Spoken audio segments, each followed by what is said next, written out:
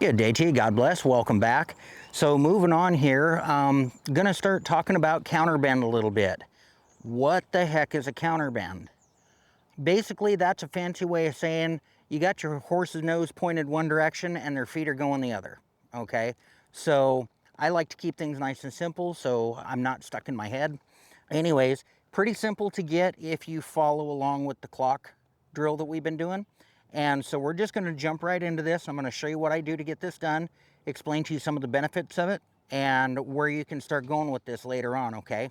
So first thing I'm going to do is I need to understand that in this exercise, I am going to be connecting my right rein to Jubilee's right front foot here, and I want it to step to the left, okay? Either on 11 o'clock, 10 o'clock, something like that. Or if I'm picking up on my left rein, I want Jubilee's left front foot to step to the right on 1 o'clock or 2 o'clock. So it sounds kind of complicated. It really isn't. Let me show you what I'm talking about and we'll get started here. So the first thing I'm going to do is I'm just going to get Jubilee walking in a circle to the left here. I really like to start this exercise in a circle if I can, because it just seems to help my horse out a little bit more, and it seems like more horses get the right answer quicker this way. So what I'm going to do is I'm going to reach down my right rein here, and I'm going to talk to Jubilee's right front foot and see if I can't get her to just give me a little forward reduction of speed and to get her to step her right front leg to the left, okay? That would be the equivalent of 1 o'clock. Or excuse me, 11 o'clock. Same thing to the left here. I'm going to communicate with the left front leg. I would like for it to step forward and off to the side, just a little hesitation and speed on to 1 o'clock. Let's do that again. Make sure I'm in line with the camera here. Left front leg. Excellent. So I was asking her to step on 1 o'clock right there. There's 11 o'clock. Right front leg, 11 o'clock. We're going to go left front leg, 1 o'clock. Excellent. Feeling that slight reduction in speed and that step over. That's what I'm looking for. Perfect. Notice too that I'm really not having to bend Jubilee real far to get that. More of a baby give. If you've done your homework up to this point in the previous lessons, this really should be no problem. If you get out here and you find that this is just totally not working for you, time to go back to probably the shoulders out lesson that we did previously. Get that working for you again. That will normally correspond, okay? So you may have to go do a little review before this really works for you if you find you're having trouble. Excellent. Right leg, 11 o'clock. Excellent. Right leg, 11 o'clock. Perfect. And I'm just going to play with that until I get it consistent, okay? I'm consistently getting my horse to step on the number I want with the leg that I want. Once I have that consistent and I feel like my horse really understands what I'm asking of her, now I'm going to go ahead and raise that bar and ask for a little deeper step. What that should feel like is I should get a really noticeable change in speed at that point and a bigger step to the side. I have had a lot of clients in the past who've had a trouble figuring out, is my horse actually stepping deeper? The way you judge that is by how much speed your horse is reduced, okay? Again, if it's a noticeable change in speed and a step over, chances are your horse stepped on the right number, okay? So that's the way I determine that. Hope that helps a little bit if you find that you're struggling a little. So what this is going to look like is I want Jubilee's right front foot to step on 10 o'clock now. Again, big noticeable change in speed, step the leg over. 2 o'clock. As soon as your horse makes a step, give him a total release of the rein, let him walk forward a few steps. 2 o'clock.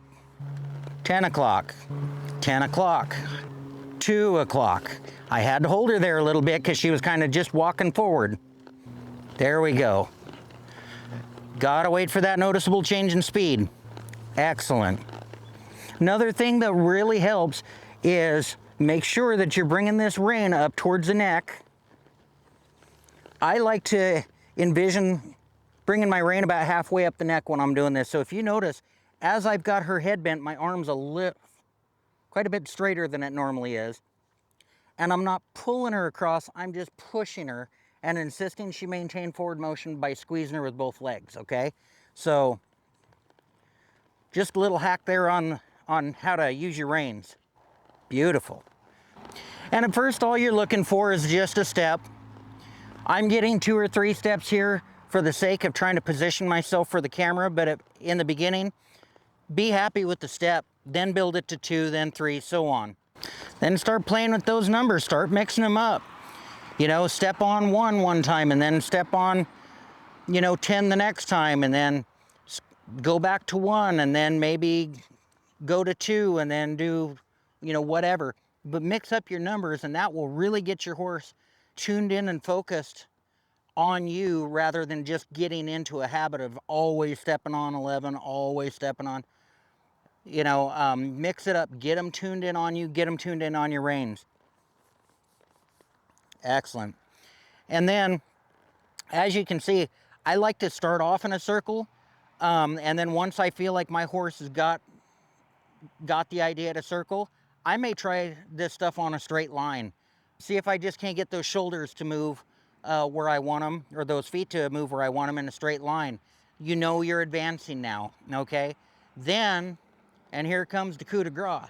This is where you get all your cool points, folks, is can you go to, say, 2:30 and say 9:30, okay?